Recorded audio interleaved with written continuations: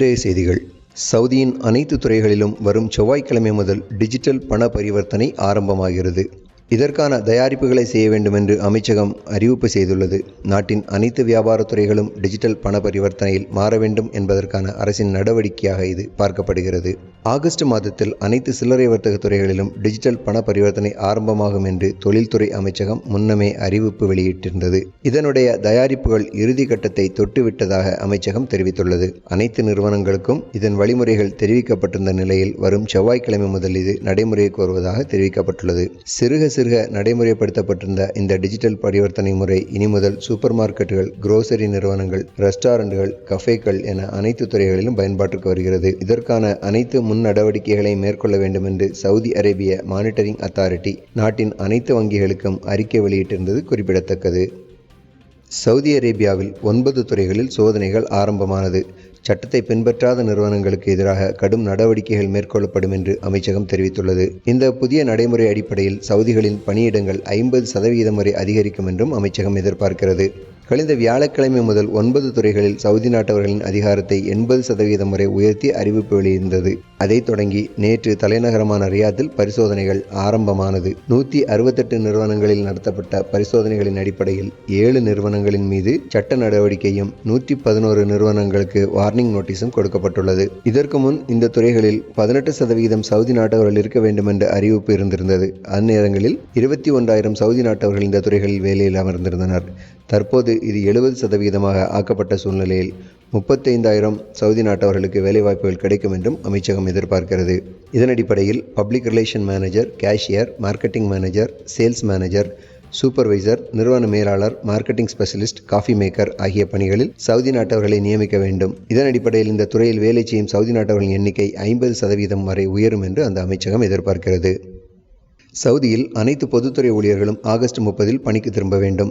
Saudi press agency மேற்கோளிட்டு வெளியிட்டிருக்கும் ஒரு அறிக்கையில் கூறியிருப்பதாவது: சவுதியில் அனைத்து நகரங்களின் சுகாதார கண்காணிப்பு குழுக்களின் ஆய்வு அறிக்கையின் அடிப்படையில் வரும் ஆகஸ்ட் 30 அனைத்து பொதுத்துறை ஊழியர்களும் பணிக்கு திரும்ப வேண்டும் என்று தெரிவித்துள்ளது.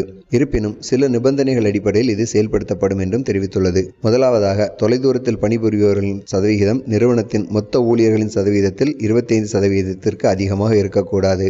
இரண்டாவது, தொலைதூரத்தில் பணிபுரிபவர்களை தங்கள் கடமைகளை செய்ய அரசு நிறுவனங்கள் உதவ வேண்டும். மூன்றாவது, நோய் தொற்று அபாயத்தில் உள்ளவர்கள் நோய் தடுப்பு மற்றும் கட்டுப்பாட்டுக்கான தேசிய மையத்தின் வழிகாட்டுதலின்படி தொலைதூரத்திலிருந்து தொடர்ந்து செயல்படுவார்கள். நான்காவது, சாதகமான வேலை நேர முறையின் அடிப்படையில் ஊழியர்களின் வருகை தொடரும். ஐந்தாவது, அரசின் அறிவுறுத்தலின்படி தற்காலிகமாக கைரேகைகள் வைப்பது நிறுத்தி வைக்கப்பட்டுள்ளது தொடரும் என்றும் தெரிவித்துள்ளது. தேசிய நோய் தடுப்பு மற்றும் கட்டுப்பாடு மையத்தின் இணையதளத்தில் வெளியிடப்பட்ட பொதுத்துறை பணியிடங்களில் தடுப்பு நெறிமுறைகள் அமல்படுத்தப்பட வேண்டியதன் அவசியத்தையும் அந்த குறிப்பு மேற்கோள் காட்டியுள்ளது. இனி நம் தாயக செய்திகள். தமிழக சித்த மருத்துவர்கள் அவமதிப்பு செய்யப்பட்டதற்கு ஆயுஷ் செயலாளருக்கு அனைத்து தலைவர்கள் கண்டனம். ஹிந்தி தெரியாவிட்டால் இணைய வகுப்பிலிருந்து வெளியேறுங்கள் என்று தமிழக சித்த மருத்துவர்களை மத்திய அரசின் ஆயுஷ் செயலாளர் ராஜேஷ் கொடச்சோ கூடியிருப்பதற்கு அதிமுக செய்தி தொடர்பாளர் வைகை செல்வன், திமுக தலைவர் மு.க. ஸ்டாலின் உள்ளிட்ட அரசியல் தலைவர்கள் கடும் கண்டனம் தெரிவித்துள்ளனர். வைகை செல்வன் தனது அறிக்கையில், ஹிந்தி மொழி தெரியாதவர்களை வெளியேறுங்கள் என்று பயிற்சி கூடத்தில் ஆயுஷ் அமைச்சக செயலாளர் கூறியிருப்பது வன்மையான கண்டனத்திற்குரியது. இது இந்திய இறையாண்மையை உரசி பார்க்கும் செயலாகும். பல மொழி பேசுபவர்களிடம் இணைப்பு மொழியான ஆங்கிலத்தில் பேசும் கருத்து கூட தெரியாதவரா ஆயுஷ் அமைச்சக செயலாளர்? ஒரு உயர் பதவியில் இருக்கும் அதிகாரிகள் இப்படியா பேசுவது என்று கேட்டுள்ளார் மு.க. ஸ்டாலின். யோகா மற்றும் இயற்கை மருத்துவர்களுக்காக நடைபெற்ற இணைய பயிற்சியில் பங்கேற்ற 37 மருத்துவர்களிடம் ஹிந்தி தெரியவில்லை என்றால் வகுப்பிலிருந்து வெளியேறுங்கள் என்று மத்திய அரசின் ஆயுஷ் செயலாளர் வைத்திய ராஜேஷ் கொடச்சே கூறியுள்ளார். ஓர் அரசு அதிகாரி, அதுவும் மத்திய அரசு செயலாளராக உள்ள ஓர் உயர் அதிகாரி இப்படி அநாகரிகமாகவும் பண்பாடற்ற முறையிலும் நடந்திருப்பது கண்டிக்கத்தக்கது.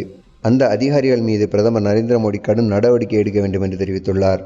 காங்கிரஸ் தலைவர் கே.எஸ். அழகிரி தனது குறிப்பில், யோகா மற்றும் இயற்கை மருத்துவர்களுக்கான இணைய வகுப்பில் பங்கேற்ற தமிழக மருத்துவர்கள் ஹிந்தி தெரியாவிட்டால் வெளியேறுங்கள் என்று கூறியிருப்பது கண்டிக்கத்தக்கது. ஹிந்தி பேசாத மக்களிடம் ஹிந்தியை திணிக்க முயற்சித்துள்ளனர். இதற்கு மத்திய பாஜக அரசின் செயல்பாடே காரணமாகும் என்று தெரிவித்துள்ளார்.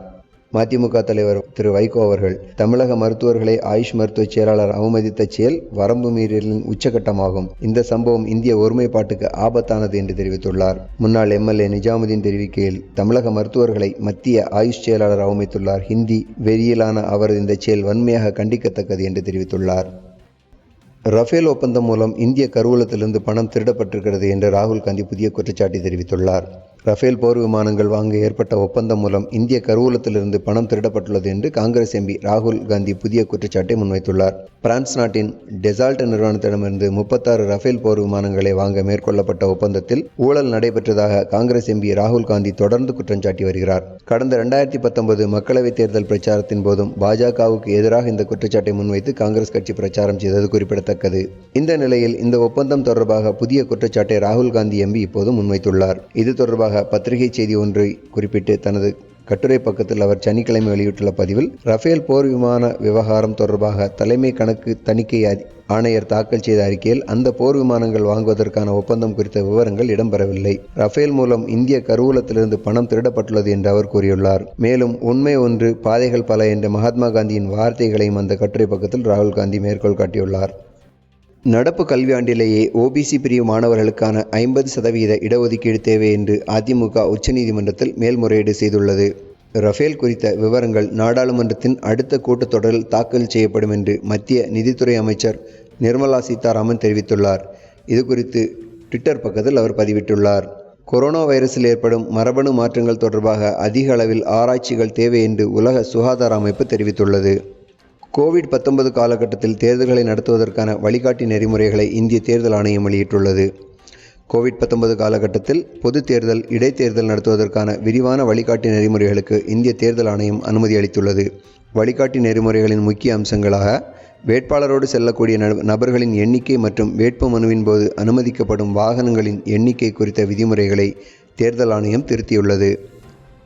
முதல் முறையாக வேட்பாளர்கள் தேர்தலில் போட்டியிடுவதற்கான டெபாசிட் காப்பு தொகையை ஆன்லைனிலேயே செலுத்தும் வசதி ஏற்படுத்தப்பட்டுள்ளது. கட்டுப்பாடு நெறிமுறைகளை கவனத்தில் எடுத்துக்கொண்டு தேர்தல் ஆணையமானது வேட்பாளருடன் வீடு வீடாக சென்று பிரச்சாரம் செய்வதற்கு அவருடன் 5 பேர் மட்டுமே செல்ல வேண்டும் என்று வரைமுறை செய்துள்ளது. தேர்தலின் போது சமூக இடைவெளி கடைபிடிக்கப்படுவதை உறுதி செய்வதோடு முகக்கவசம், கிருமி நாசினி, தெர்மல் வெப்பமானி, கையுறைகள், முழு உடல் கவசம் ஆகியன பயன்படுத்தப்பட வேண்டும். வாக்காளர் பதிவேட்டில் கையெழுத்திடுவதற்கும் வாக்களிப்பதற்காக மின்னணு வாக்கு இயந்திரத்தில் பொத்தானத்தை அழுத்துவதற்கும் வாக்காளர்களுக்கு கையுறைகள் வழங்கப்பட வேண்டும்.